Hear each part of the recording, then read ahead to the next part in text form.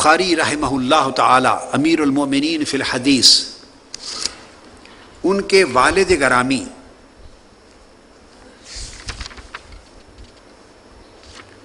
ان کا نام تھا اسماعیل بن ابراہیم بن مغیرہ۔ کیا نام تھا؟ آپ کا نام ہے محمد بن اسماعیل، اور آپ کے والد گرامی کا نام ہے اسماعیل بن ابراہیم۔ یہ اہم بات ہے۔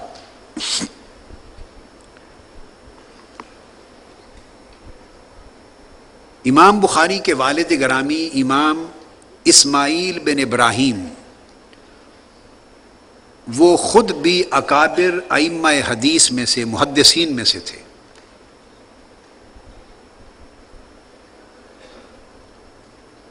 اور متعدد ائمہ محدثین اور شیوخ سے اخذ کرنے کے علاوہ بطور خاص جن 3 اساتذہ سے انہوں نے اخذ کیا، اخذ فیض، علمی استفادہ کیا، تلمذ کیا، شاگردی کی اور سماع کیا، 3 اساتذہ بطور خاص، ان کے نام صرف کوٹ کر رہا ہوں۔ ان میں ایک امام حماد بن زید ہیں۔ یہ امام بخاری رحمہ اللہ تعالی کے والد گرامی امام اسماعیل بن ابراہیم بن مغیرہ البخاری، ان کے ایک شیخ امام حماد بن زید ہیں۔ دوسرے شیخ ان کے استاذ وہ امام عبداللہ بن مبارک، جن کی صحبت میں دیر تک رہے، علم لیا اور تربیت پائی۔ اور ان کے تیسرے شیخ اور استاذ امام مالک رحمۃ اللہ تعالی علیہ، امام مالک بن انس۔ یہ جو 3 شیوخ ہیں امام بخاری رحمۃ اللہ علیہ کے والد گرامی کے، ان کے بارے میں ایک ایک بات ذہن نشین کر لیں کہ امام حماد بن زید نامور استاذ ہیں امام بخاری کے والد گرامی کے، وہ معروف شاگرد ہیں امام اعظم ابو حنیفہ کے، معروف شاگرد ہیں۔ اس میں ائمہ رجال اور ائمہ اسماء کہ ہاں کوئی اختلاف نہیں ہے۔ اور دوسرے استاذ اور شیخ حضرت اسماعیل بن ابراہیم البخاری کے، وہ امام عبداللہ بن مبارک، وہ بھی امام اعظم ابو حنیفہ کے شاگرد اور فقہ حنفی کے امام۔ میں آپ کو تفصیل میں اس موضوع پر نہیں جاؤں گا، چونکہ میں مفصل 4 گھنٹے کے درس، 2 درس امام الائمہ فی الحدیث کے موضوع پر امام اعظم کی شان میں دے چکا ہوں۔ ایک میں تو حضرت آپ موجود تھے لاہور، ایک یہاں کیا تھا، 4 گھنٹے کا درس ہوا تھا یہاں، اور جس مقام پر جا کے امام الائمہ فی الحدیث کے بیان کو میں نے ختم کیا، وہ قسط اول بنی، اس سے آگے اس مضمون کو لاہور میں شروع کیا، اور 4 گھنٹے کا مضمون وہاں بیان ہوا۔ اس میں امام بخاری کے جمیع طرق کے شیوخ میں نے مفصل کتب کے حوالے سے درج کیے۔ آپ کو اگر تفصیل درکار ہو تو ان خطابات کو سنیں، کتاب چھپ رہی ہے، مکمل کتاب میری چھپ رہی ہے امام الائمہ فی الحدیث پر۔ تو امام عبداللہ بن مبارک بھی امام اعظم کے شاگرد۔ اور یہ بات ذہن میں رکھ لیں، اگر کوئی سوال کر دے کہ یہ کیسے ثابت ہے، کوئی ایک حوالہ، یہ دونوں امام عبداللہ بن مبارک کا امام اعظم کا شاگرد ہونا، ان سے سماع کرنا، اور امام حماد بن زید کا امام اعظم کا شاگرد ہونا، سماع کرنا، ان دونوں چیزوں کو خود امام بخاری نے اپنی کتاب التاریخ الکبیر میں بیان کیا۔ بس ایک ہی کافی ہے ریفرنس۔ میں نے تو درجنوں ریفرنسز دیے ہیں اپنے خطابات میں، مگر آج کی نشست کے لیے ایک کافی ہے۔ خود امام بخاری نے توثیق کی ہے۔ اور ثانیاً ائمہ اسماء و رجال میں سے امام ابن عبد البر بولیے امام ابن عبد البر اندلسی وہ روایت فرماتے ہیں، یہ ان کی کتاب معروف کتاب ہے جامع بیان العلم و فضلہ، جامع بیان العلم پر امام ابن عبد البر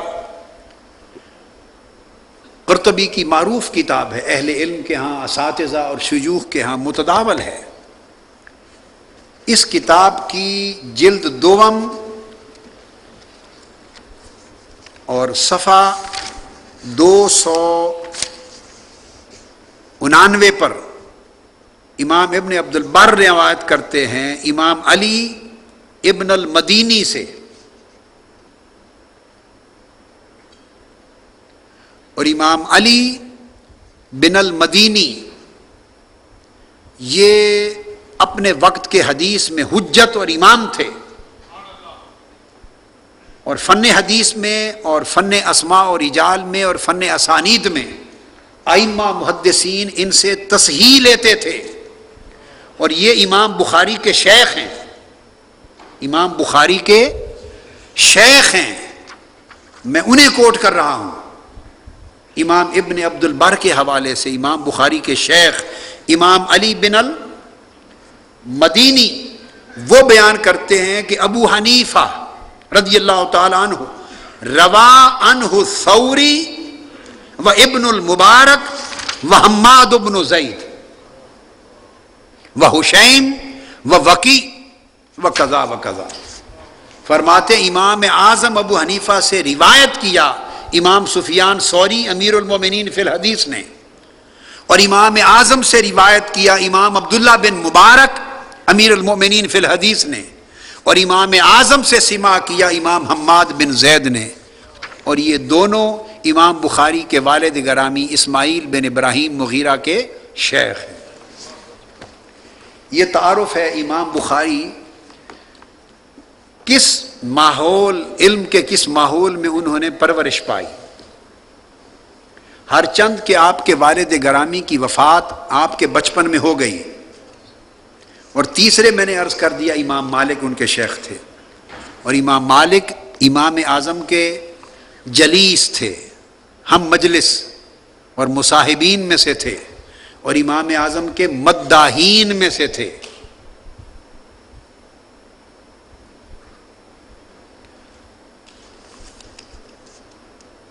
اب